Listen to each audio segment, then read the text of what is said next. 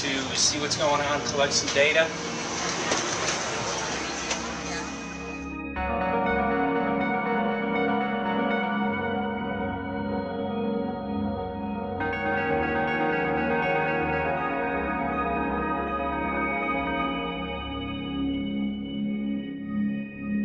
We thank you for having fun with us. Hope you enjoyed the trip.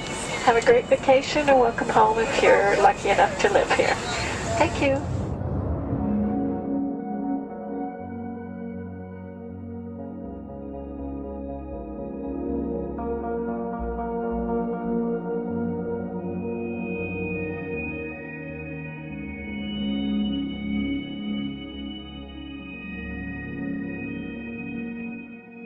The whole valley's off the grid, so it's either solar, wind, or generators. Look at this, man. Yeah, the mind can't even conceive of a dream of this. Right. Yeah, right. Even coming here, and one would never think, you know, in paradise that it's getting destroyed. And they're doing it island style. They do it off the island, right? They do it off the island, so they don't, you know, you don't see the chemtrail airplane. The theory is that they're Drop it spraying in the ocean, offshore, and It's coming in on the... and it's coming in. Now these are coming from the west. They're also spraying on both sides today. A lot of this stuff is actually chemtrails coming this direction. There's material that's blocking. We should be able to see to the horizon, you know, where the Earth curves, because we're high enough and we have the ocean, right? So we should be able to see. We should be able to see the Big Island. It's only 30 miles away. And you can see it's not a blue sky behind it. That's the key. It's all, you know, has that kind of weird looking blue, like silver blue I call it. And this is a nice day. You know, there's no more blue sky. The night we're gonna look at the stars at night, and it's like, you'll see, you can count them. There's so few stars at night now. There should be hundreds of thousands of stars, and I can count the stars. There's like one here and one planet here. It's like, you might see, some nights you'll see 100, some nights you'll see 10. This is what concerns me, this kind of stuff right here. It's just soft. Okay. This just comes right off, this bark. That's not natural. For I've seen hundreds of thousands of coconuts and I've never seen it falling apart like that. Look at this, you guys. I've never seen anything like this. I used to trim trees all the time on the Big Island. I've never seen anything like that. That's why I'm concerned.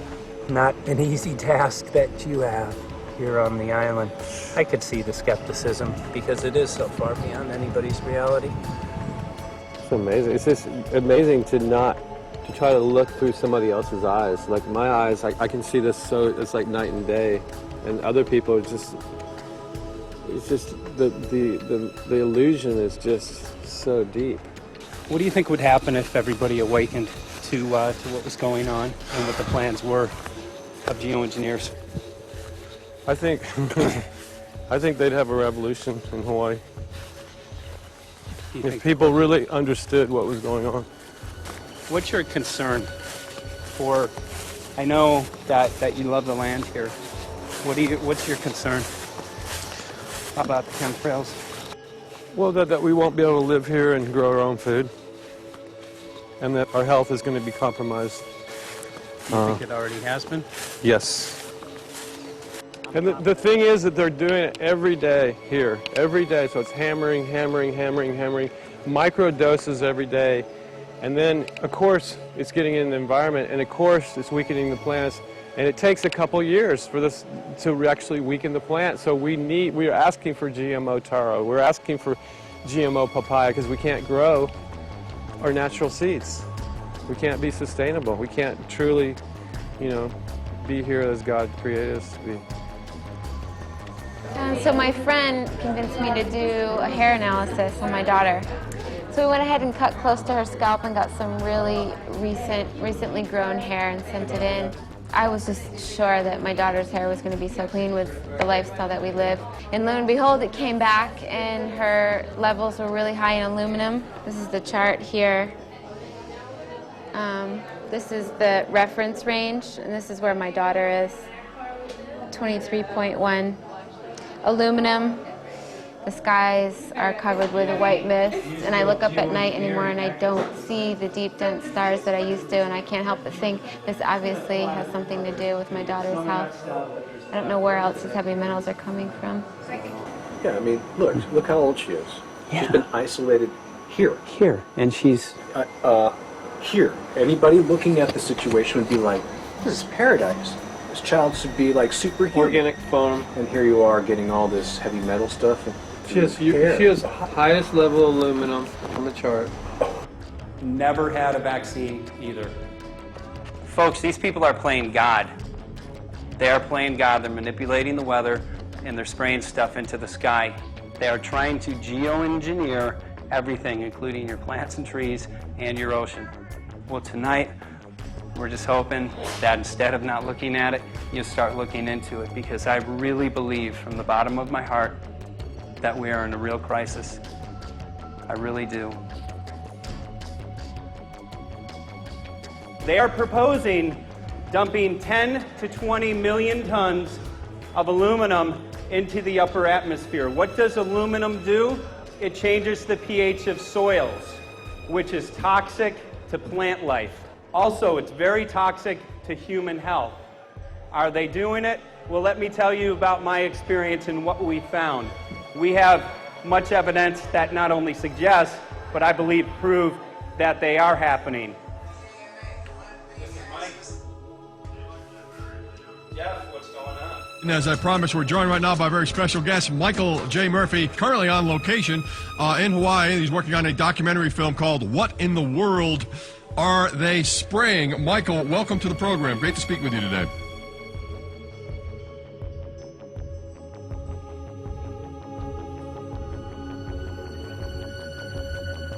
I had a friend who recently, he's always looking at things from a different perspective. He's a bit of a conspiracy theorist, you know, and he says that whenever the president comes to LA, there's no spraying that week. Could you have a better place for an interview? I mean, look.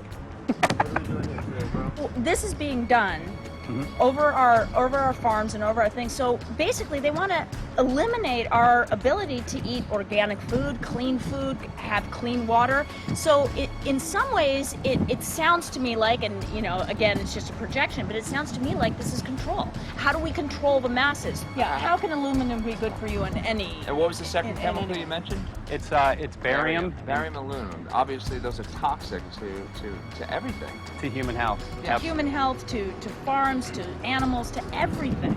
61,000 parts per billion. And there should be a government alert at 1,000? At 1,000, people are drinking this. People that climb the mountain, they're drinking that snow. It's poison. Oh my God, that's so disgusting. So that's 60,000 times above regulation. Exactly. 60,000 times above regulation. And I've talked to friends, and they're like, well, that's just ice. That's just condensation. And I'm like, you can talk to a second grader. Ice doesn't float in the sky and spread out that way, you know? You're not an expert, but you're a concerned citizen who said, wait a second. Who's actually doing the research. Yeah, you're doing the research, and that's what we need to do as Americans and say, you know what, I want to know what's going on. I want to know what the FDA is doing to my food. I want to know what the government's doing with my air, my water, and the soil. And, you know, it's just great what you're doing, and I just, my kudos to you for bringing light to this subject. Put all of the theories aside, just what geoengineers are proposing and what's being found is scary enough. So we can just address that. And I encourage more people to just step up and ask questions and do what he's doing. So thank you, Michael, very, very much.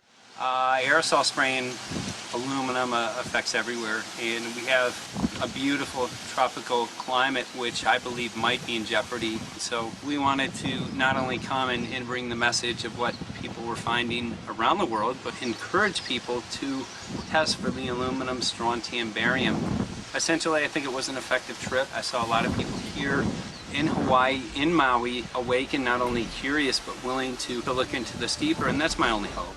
This is one of the boldest moves, I think, from Ed Griffin yet.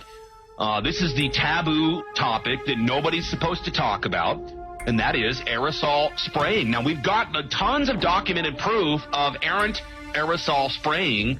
It just blows my mind that the whole essence of humanity has always been to look up into the sky and ask why. Though there are no limitations, there's endless space, an endless universe. Now, in the 21st century, we're not allowed to do that. Anyone who looks up and sees the giant grids and the X's in the sky that weren't part of our existence until just a decade or two ago is somehow called a kook.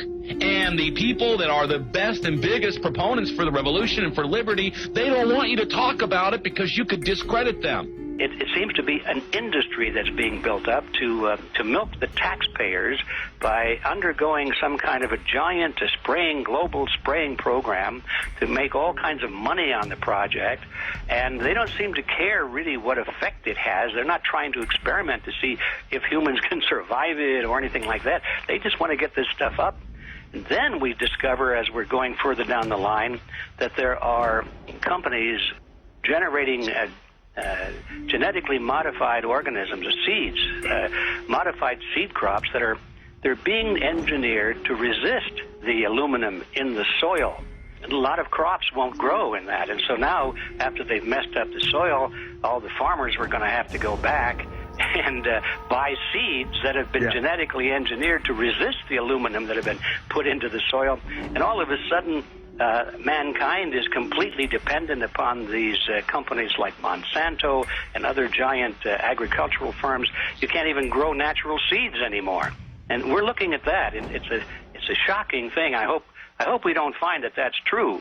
But all the arrows right now are pointing in that direction. We get into cost-benefit analysis here because there's also HAARP could be involved in this. Geoengineering, as you guys mentioned, which is documented heavily in Dennis Kucinich's bill, that is the Space Preservation Act, which, by the way, I don't think got through Congress. And then Kay Bailout, as we call her here, Kay Bailey Hutchinson, also put together some legislation in order to qualify geoengineering, which, again, is supposed to save us all from global warming. But it is cost-benefit analysis because they can benefit on so many different levels. Ed, that's how they do everything, isn't it? That's right. And, you know, there's an old adage, if you just follow the dollar, follow the buck, you get to the source of the problem.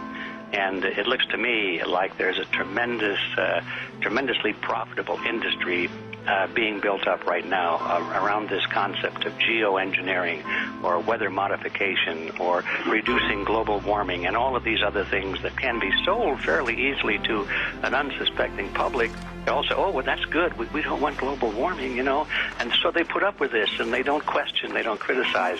But behind the scenes, you see a whole industry being built up, which is, as I say, tremendously profitable.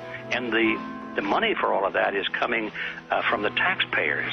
And it's a scam is basically what it is. We're just focusing on the one area that is real easy to prove. There's no speculation in the area that we're going into.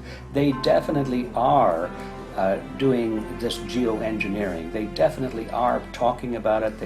They're working up formulas for it. They're putting together strategies for it. They've got funding for it. Everything is in place. We don't even have to go into those other areas to make the case. Okay, let them believe that, but at least they must understand that there's no question that they're talking about it and planning to do it. And so shouldn't they be equally alarmed about what they're going to do if it can be shown that barium and aluminum and some of these other toxic metals are very destructive to the planet and destructive to human health? Isn't that enough? You know, how many issues do we need to crank into this? And so, you know, if you're going to kill the planet and kill the population, do we need any other reason to be alarmed? What in the world are they spraying? Thank God people are asking this question. That's all we want. We just want to be able to ask these questions. Our good friend G. Edward Griffin, all these years, Mike Murphy and Paul Wittenberg are doing this great effort with your help. This is a community effort to get people real information. What in the world are they spraying? Any final quick comments before we're out of time? And my only final thought is that we asked the question, what in the world are they spraying? And we now know what it is. And folks, you're not going to like it.